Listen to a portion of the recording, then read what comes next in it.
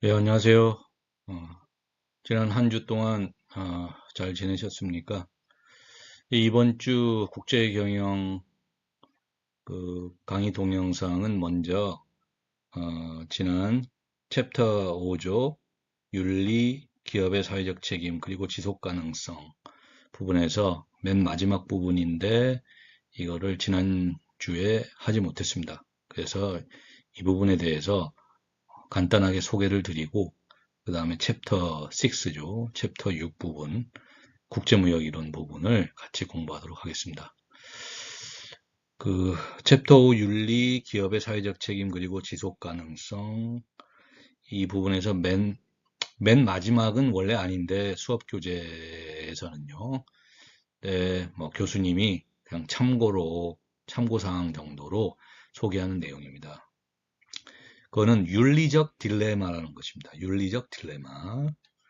이것은 다양한 국가 시장에서 활동하는 다국적 기업 경영자들은 윤리적 딜레마의 상황, 즉 어떠한 대안도 윤리적으로 받아들여지기 어려운 상황에 처할 수가 있습니다.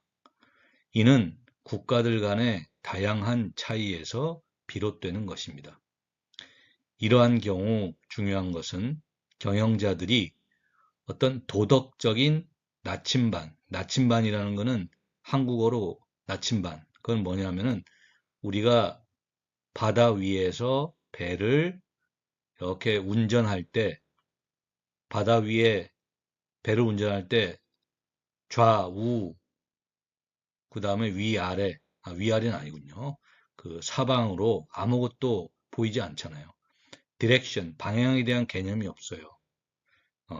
그럴 때 저기 바다에서 배를 운전할 때 그 방향을 가르쳐 주는 것을 그 한국어로 나침반이라고 하죠. 나침반. 그러니까 나침반이라는 한국어는 기준, 뭐 이 정도 의미가 됩니다. 기준. 그러니까 이러한 경우에, 그러니까 그 윤리적 딜레마의 상황에 처했을 때 그 경영자들이 도덕적인 나침반 혹은 도덕적인 기준 혹은 그 윤리적 알고리즘이라고 부를 수 있는 윤리적 판단 기준을 갖고 있어야 한다는 것입니다. 이것이 중요하다는 거예요.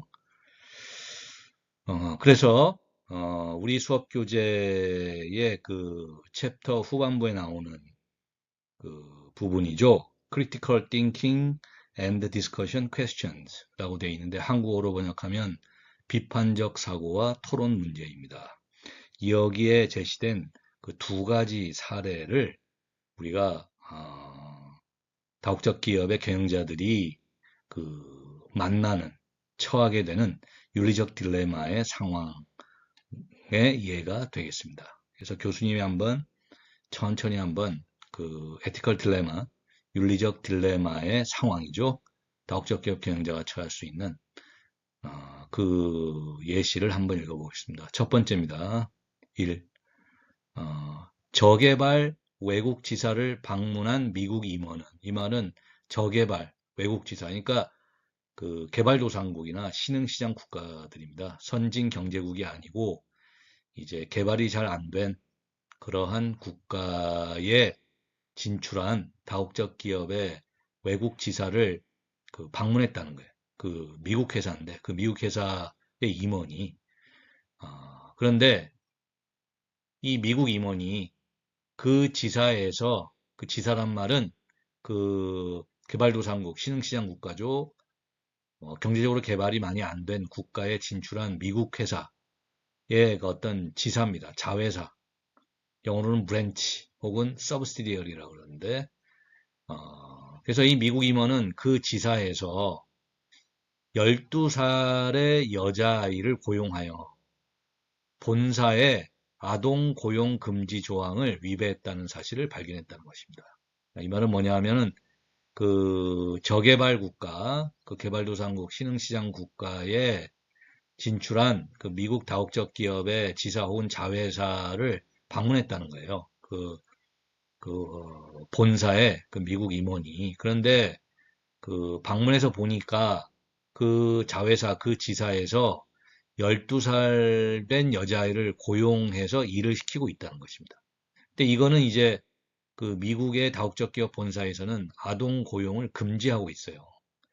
그러니까 미국 본사의 아동 고용 금지 조항을 위배한 거죠. 위배한 거예요. 그것을 알게 됐습니다. 그 다음에 계속 보겠습니다. 그래서 그는 그 여자아이를 학교로 돌려보낼 것을 현지 경영자에게 지시했는데 현지 경영자는 그 여자아이가 고아이며 다른 수입이 없기 때문에 그 직업을 잃을 경우 거리를 떠도는 신세가 될 것이라고 말했다는 것입니다. 그 임원에게.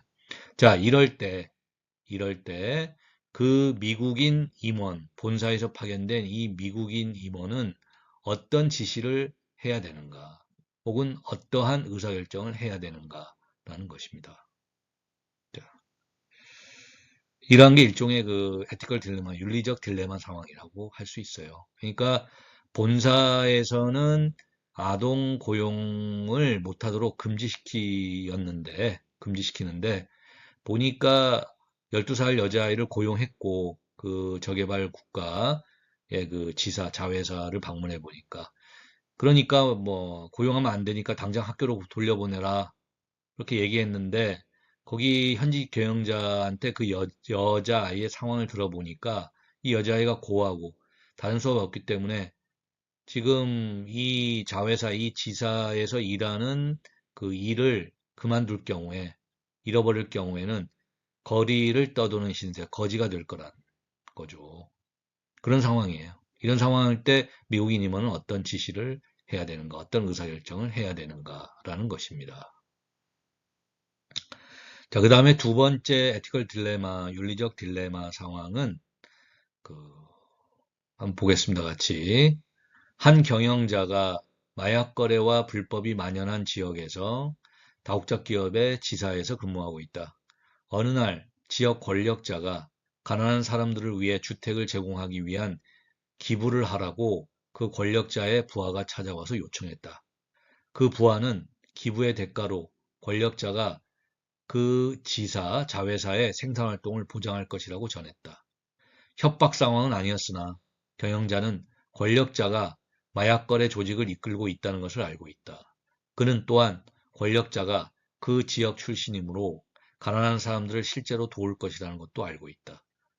이러한 상황에서 이 경영자는 어떠한 의사결정을 해야 되는가라는 것입니다. 이것도 일종의 에티컬 딜레마, 윤리적 딜레마라고 할 수가 있죠. 그러니까 이것은 이제 어떤 상황입니까?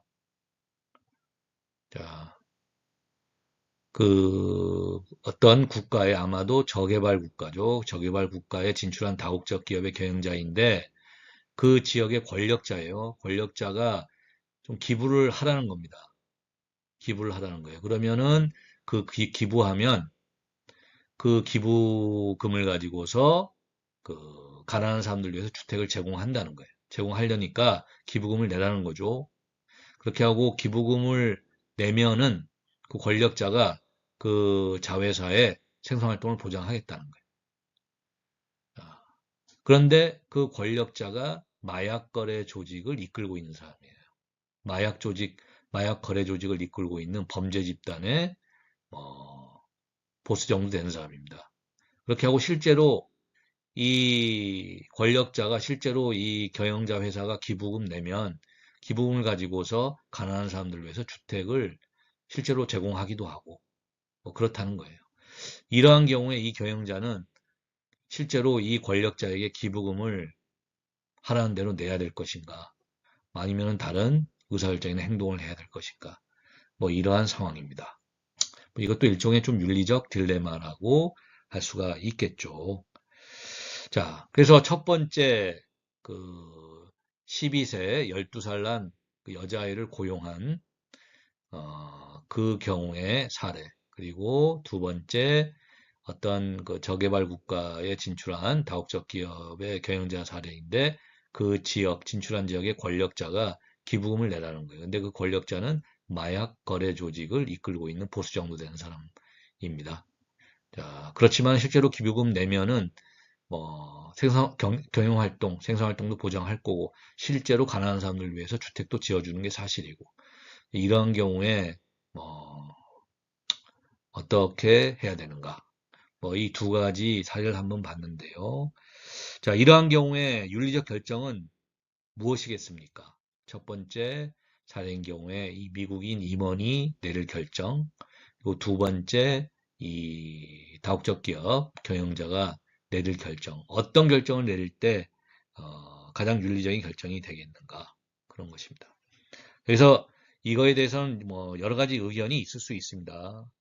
여러 가지 의견이 있을 수 있는데 어떤 것이 가장 윤리적인 결정인가? 이거에 대한 뭐 기준 이런 거는 우리 수업 교재에서도 좀 소개하고 있는데 어떤 윤리, 특별히 여기에서는 기업 윤리죠. 기업 윤리에 대한 어떤 철학적 접근법이라는 우리 수업 교재 부분에서 자세히 다루고 있습니다. 그러니까 뭐 윤리에 대한 철학적 접근법이라는 부분에서 자세히 다루고 있어요. 하지만은 이 부분은 좀 심화된 주제입니다. 약간 좀 어드밴스된 조금 이제 심화된 조금 어려운 주제라고 할 수 있어요. 윤리, 특별히 기업 윤리에 대한 철학적 접근이죠. 그래서 어떠한 의사결정, 이런 윤리적 딜레마에서 어떤 의사결정이 가장 윤리적인가? 뭐 그거에 대한 논쟁이랄까? 뭐 이런 것을 라고 할 수 있는데 그래서 뭐 이 부분은 뭐 교수님이 따로 강의 동영상에서 강의하거나 설명하진 않습니다. 그래서 뭐 이러한 윤리, 특별히 기업 윤리에 대해서 어떤 윤리 철학과 관련된 것인데 이런 윤리 혹은 기업 윤리에 대한 철학적 접근법 뭐 이런 것까지 관심 있는 학생들은 한번 수업 교재 부분을 한번 읽어보라는 것으로서 마치도록 하겠습니다. 그래서 우리가 다국적 기업을 경영하고 다국적 기업에서 근무하고 있는 경영자들은 세계 여러 국가에 파견돼서 근무를 할 수 있기 때문에 이러한 여러 가지 문화적 차이라든지 정치, 경제, 법률적 차이에 의해서 본국이죠. 본사 기준에서는 본사 기준에서와 그리고 실제로 진출한 그 국가 기준에서 어떤 윤리적인 판단에 있어가 약간 딜레마의 그러한 상황에 빠질 수가 있다는 거예요. 어떠한 대안도 윤리적으로 받아들이기 힘든 상황입니다. 자, 이런 때 어떤 의사결정을 해야 되는가?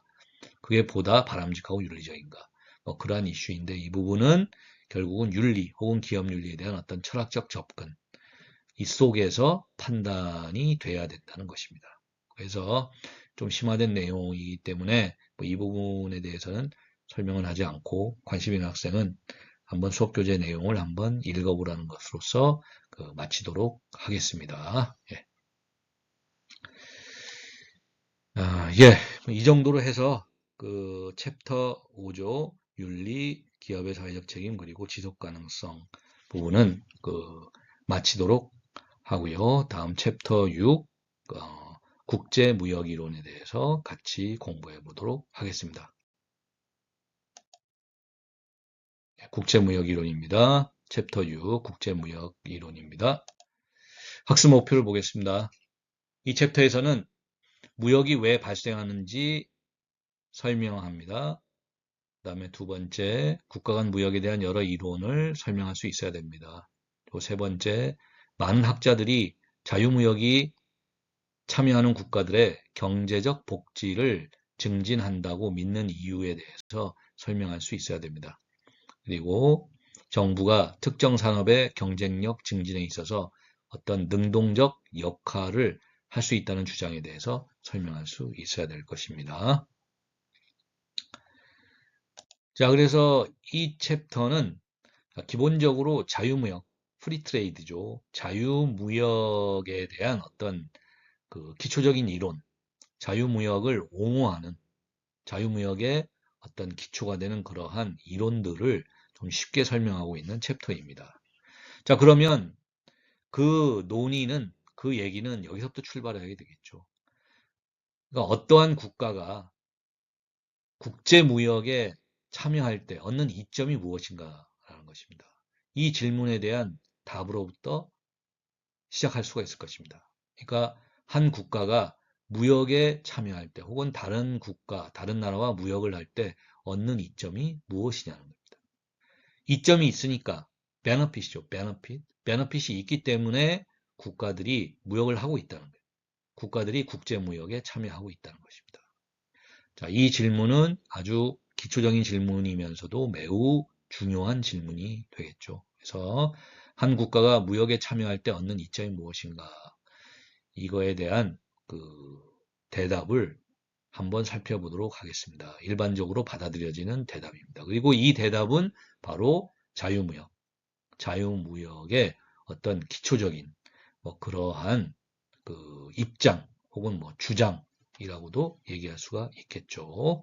그러면 한 국가가, 한 나라가 무역에 참여할 때 얻는 이점이 어떤 것이 있는지 한번 살펴보도록 하겠습니다. 자, 첫 번째는 더 많은 재화와 서비스에 대한 접근이 가능하다는 거예요. 일반적으로 그 소비자들이 그렇다는 겁니다. 소비자들이 더 많은 재화와 서비스에 접근할 수 있습니다. 즉, 무역을 통해 한 국가는 자국에서 생산할 수 없는 다양한 재화들을 얻을 수 있습니다. 뭐 예를 들면 자, 바나나죠. 우리가 먹는 바나나는 한국에서 잘 자라지 않습니다. 잘 자라지 않아요. 하지만은 무역 덕분에 한국 혹은 한국 사람들은 바나나를 쉽게 얻을 수 있습니다. 구매할 수 있어요. 바나나가 잘 자라는 국가에서 바나나를 한국에 수출하는 거죠. 파는 거예요. 그러면 한국 사람들은 그러한 무역 덕분에 바나나는 한국에서 잘 자라지 않는 그러한 뭐 재화랄까요? 자원이랄까? 이런 거를 쉽게 얻을 수 있는 겁니다. 구매할 수 있어요. 그러니까 더 많은 재화와 서비스에 대해 접근할 수 있다는 겁니다. 무역을 하면은. 무역을 하지 않을 때보다. 자, 그 다음에 한 국가가 무역에 참여할 때 얻는 이점은 더 낮은 가격이라는 것입니다. 그러니까 소비자들이 더 낮은 가격으로 특정 재화나 제품, 서비스 이거를 구입할 수 있다는 거예요. 얻을 수 있다는 것입니다. 얻을 수 있어요. 자, 이걸 보면요. 다른 국가가 어떤 재화를 더 저렴하고, 저렴하다는 말은 한국어로 싸다는 말이죠. 저렴하다. 가격이 싸다. 가격이 낮다. 이 말이에요. 그러니까 다른 국가가 어떤 재화를 더 저렴하고 가격이 더 싸게 그리고 효율적으로 생산할 수 있다면 그 재화를 수입하는 것이 경제적으로 더 유리하다는 겁니다. 예를 들면 중국에서 저렴한 가격이 더 싼 전자제품을 수입하는 거예요. 그러니까 똑같은 전자제품을 만들더라도 중국에서는 매우 낮은 가격으로 전자제품을 만든다는 거예요. 그러니까 전자제품 가격이 낮다는 겁니다. 똑같은 전자제품인데도. 한국에서 만드는 전자제품보다.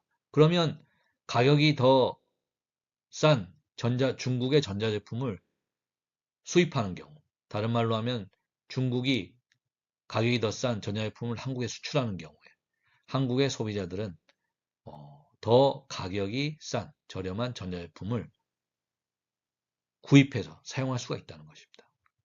이런 이점이 있다는 거예요. 무역을 하면. 무역을 안 했을 때는 어떻게 돼요? 한국 사람들은 한국 회사가 만든 전자제품을 사용해야 되는데 중국에서 만든 전자제품보다 훨씬 가격이 높다는 겁니다. 거의 비슷한 용도나 품질을 가지고 있는데도.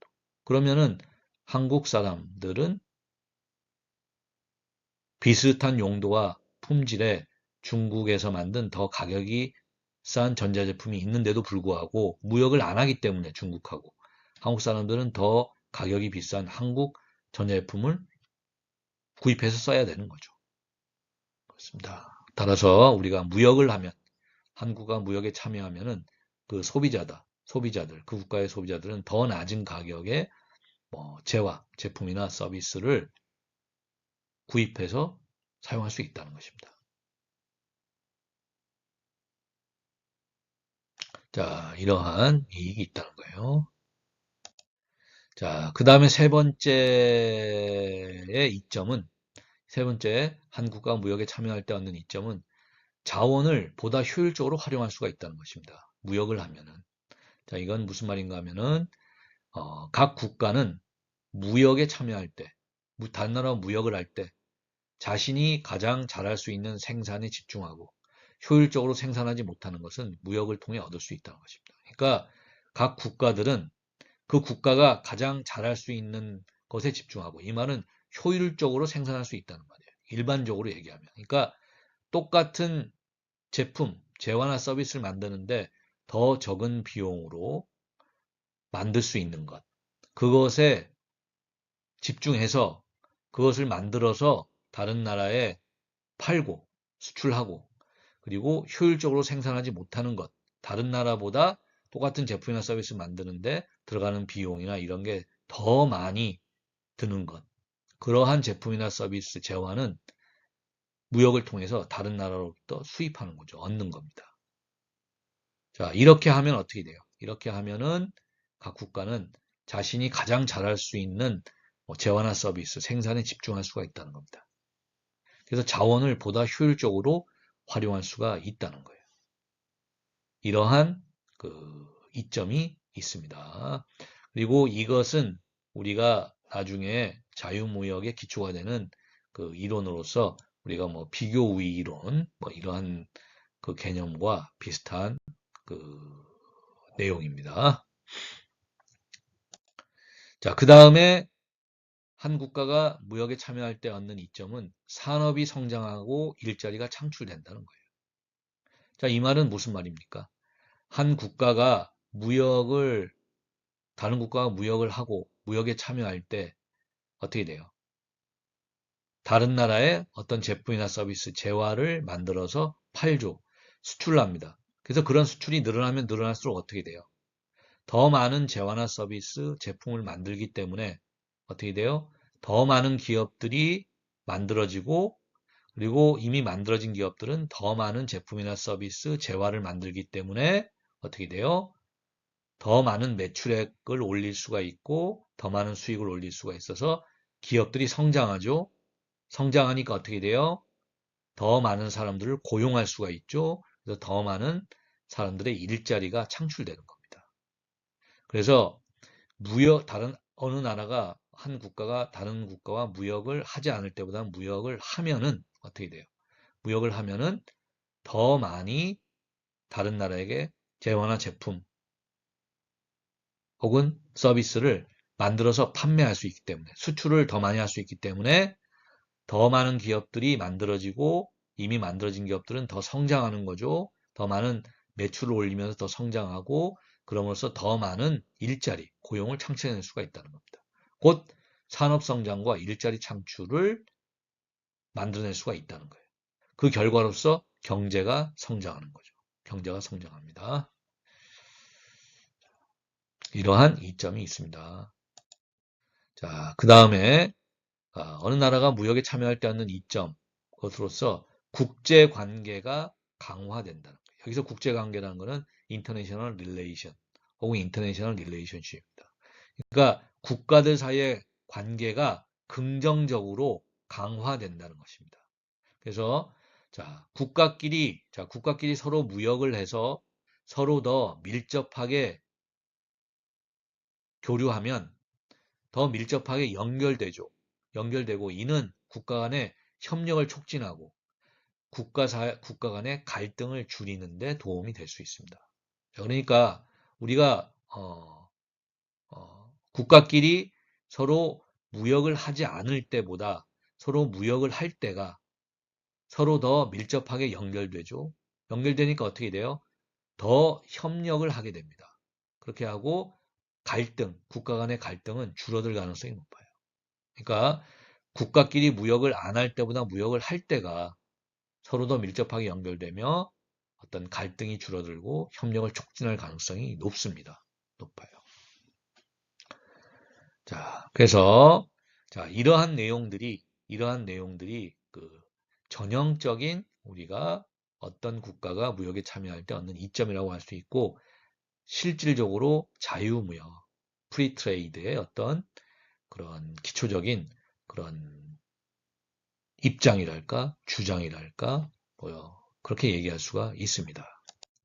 그래서 이거를 좀 정리해 보면은요, 한 국가가 무역에 참여할 때 얻는 이점은 얻는 이익, 베너피트의 타입, 유형으로 봤을 때 어떻게 돼요? 더 많은 제품을 선택할 수가 있다는 거예요.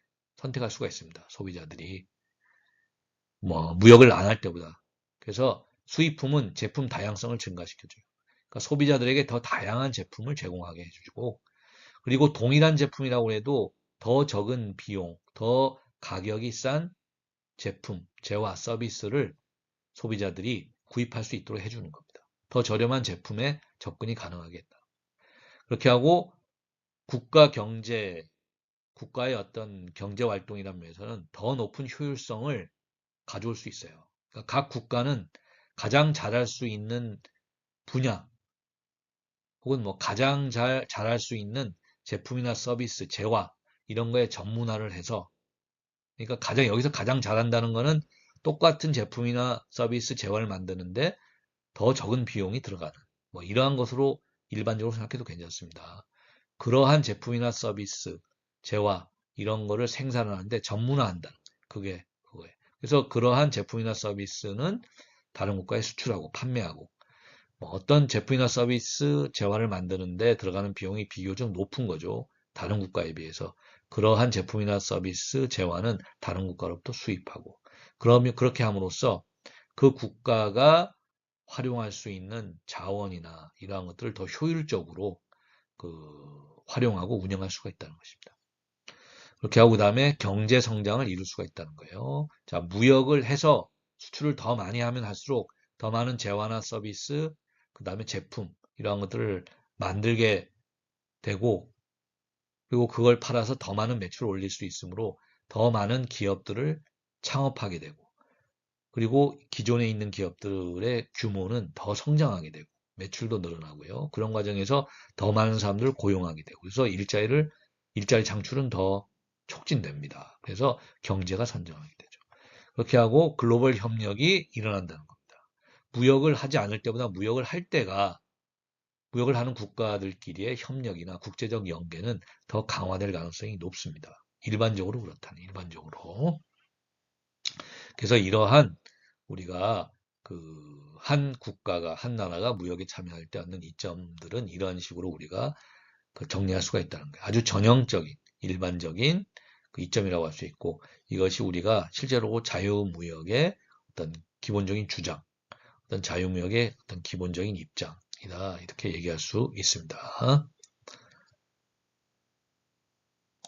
자 그렇게 하고 이거는 이제 영어로 된 원래 자료니까 이걸 교수님이 아까 한국어로 번역해서 한 거죠. 그래서 여기에 참고로 이렇게 실어놨습니다.